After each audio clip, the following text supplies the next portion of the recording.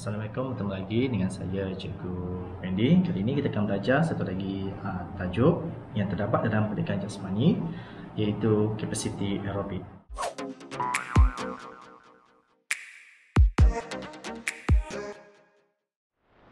Okey, baiklah, dalam kecergasan fizikal terdapat beberapa standard kandungan yang kita akan belajar, iaitu melakukan senaman meningkatkan capacity aerobik.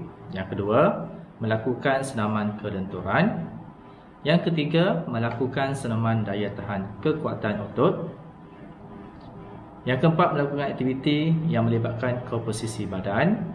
Yang kelima, mengukur tahap kecergasan fizikal berasaskan kesihatan.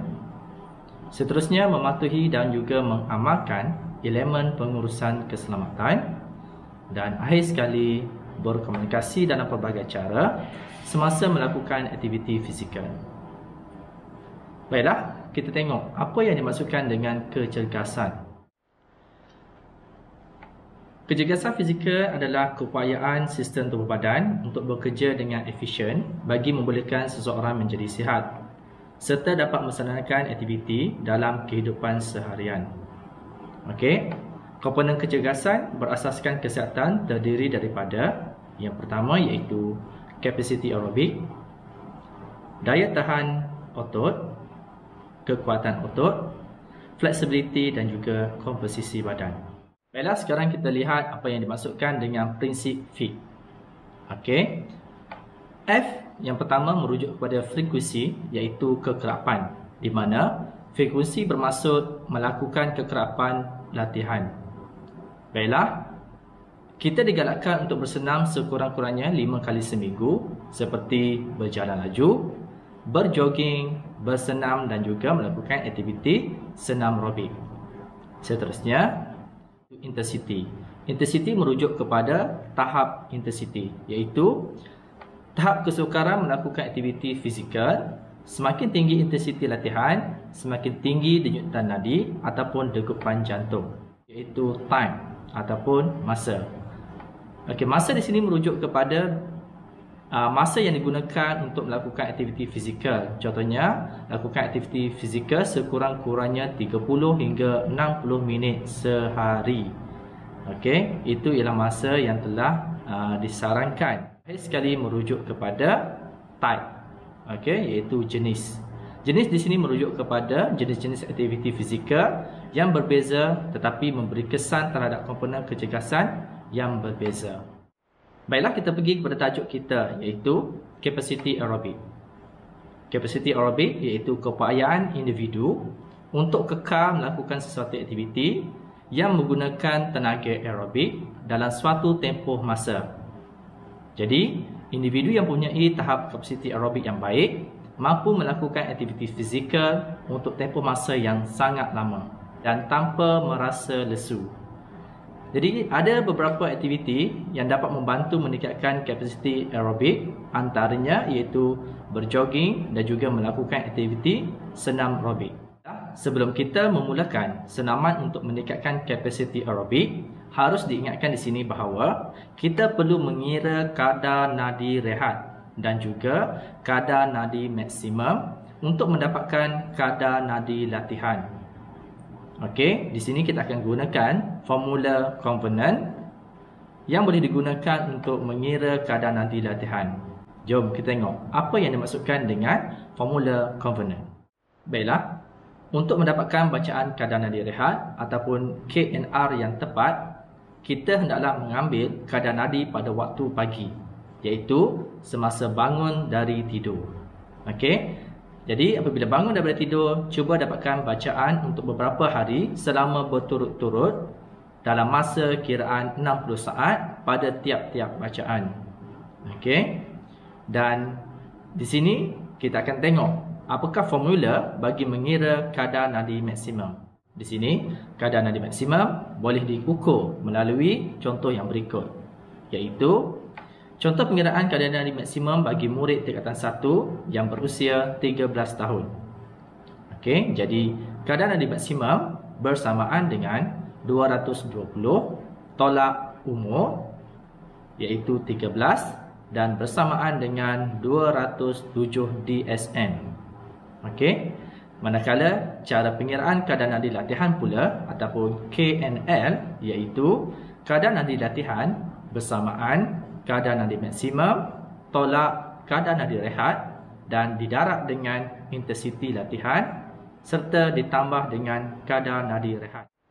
Baiklah, jom kita lihat bagaimana cara untuk melakukan pengiraan bagi mengukur kadar nadi latihan. Di sini diberikan situasi seorang pelajar berusia 13 tahun dan mempunyai kadar nadi rehat iaitu 62 denyutan seminit serta intensiti latihan yang perlu dilakukan iaitu sebanyak 70%. Kirakan kadar nadi latihan untuk pelajar yang tersebut. Jom kita mulakan pengiraan. Baiklah, jom kita kira kadar nadi maksimum. Formula bagi mengira kadar nadi maksimum iaitu kadar nadi maksimum 220 tolak dengan umum. Okey, macam kita dah bincang tadi. Okey, jadi kadar nadi maksimum 220 tolak umur murid iaitu berusia 13 tahun. Jadi 220 ditolak dengan 13 tahun. Jadi jumlahnya iaitu 207 denyutan nadi per minit. Okey, ini merupakan cara ataupun formula yang kena tahu menggunakan singkatan-singkatan. Contohnya sini kita tengok kadar nadi latihan iaitu singkatan kepada KNL, kadar nadi maksimum iaitu KNM, kadar nadi rehat iaitu KNR dan juga denyutan nadi seminit iaitu DSM. Ini merupakan contoh di mana satu situasi iaitu Ali berumur 13 tahun mempunyai kadar nadi rehat yang diambil semasa bangun daripada tidur iaitu 62 denyutan seminit, manakala intensiti latihan yang ingin dilakukan ialah sebanyak 70%. Baiklah, untuk mengira kadar nadi latihan, kita perlu rujuk kepada formula yang berikut, iaitu kadar nadi latihan bersamaan dengan kadar nadi maksimum. Okey, tadi kita dah belajar tentang pengukuran kadar nadi maksimum ditolak dengan kadar nadi rehat iaitu degupan jantung seminit, okey, yang diambil semasa bangun tidur dan didarab dengan intensiti latihan. Kalau tadi diberikan intensiti latihan iaitu sebanyak 70% dan ditambah dengan kadar nadi rehat. Okey. So, kita tengok formula macam mana cara pengiraan dia. Okey, jadi kadar nadi maksimum iaitu 220 ditolak dengan usia Ali iaitu 13 bersamaan dengan 270. Okey, DSM. Okey, jadi bila kita tolak ni, kita akan dapat KNM untuk Ali pada usia 13 tahun iaitu sebanyak 207. Okey, jadi kembali kepada formula iaitu kita tolak dengan KNR, okey, kadar nadi rehat, okey, dan didarab dengan intensiti latihan dan ditambah dengan kadar nadi latihan. Okey, so kita cuba kecilkan sikit bagi sekejap. Okey, kadar nadi rehat. Okey, kadar nadi latihan kita sambung balik semula tadi. Mana di sini kita tengok 220 ditolak, bila kita tengok 207 ditolak dengan kadar nadi rehat, iaitu kadar nadi rehat kita tengok balik semula pada situasi di atas tadi iaitu okey, kadar nadi rehat Ali iaitu 62 denyutan seminit. Dan sekejap kita bold, okey, supaya senang. Okey, so kita kembali semula and then kita tengok situ. Okey, kadar nadi rehat kita masukkan jumlah 62 DSM. Okey, darab terus dengan intensiti latihan.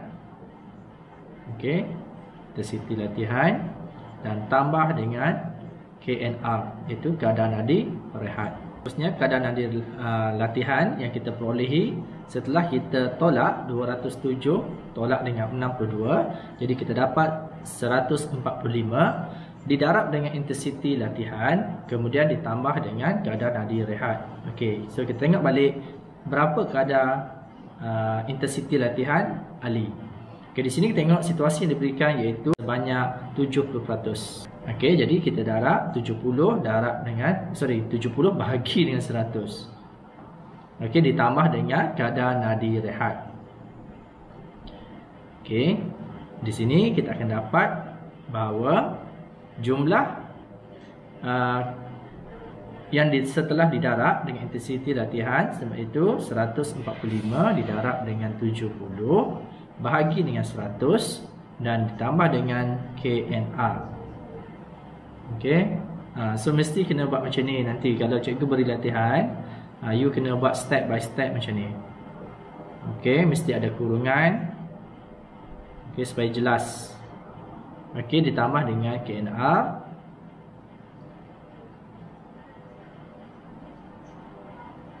Okey. Alright, turun bawah sikit. Okey. Jadi, kadar nadi latihan bersamaan dengan 101.5 kita ditambah dengan kadar nadi rehat iaitu. Okey. Jadi, kita akan dapati bahawa kadar nadi latihan untuk Ali iaitu sebanyak 163.5 DSM dan nombor ini boleh digenapkan menjadi 164 DSM. Kita balik semula, nadi maksimum iaitu 207 DSM. Okey, tolak dengan kadar nadi rehat. Setelah kita tolak tadi, kita akan dapati bahawa jumlah sebanyak 145. Okey, dan kita darab dengan intensiti latihan. Okey, so boleh tengoklah situ. Okey, so step by step ni mesti ada. Okey, step by step mesti ada.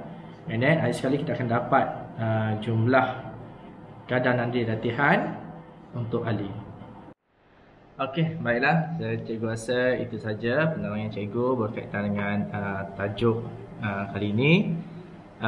Harap semua dapat faham dan dapat jelas serta dapat memahami segala isi pembelajaran yang telah diberikan. Jadi tujuan kenapa cikgu buat video pembelajaran macam ni, okey, supaya untuk pelajar-pelajar yang tak dapat menghadiri kelas secara online, jadi mereka boleh tengok bila-bila masa je video cikgu ni. Okey, dan untuk sebarang pertanyaan kelas meet nanti. Okey, jadi kamu boleh tengok video ni and then cuba faham, and kalau ada kekurangan ataupun kalau ada sebarang persoalan nanti semasa kelas meet nanti kita akan berdiskusi bersoal jawab berkaitan dengan tajuk yang kita telah bincangkan ini. Okey, so itu saja. Sekian, terima kasih.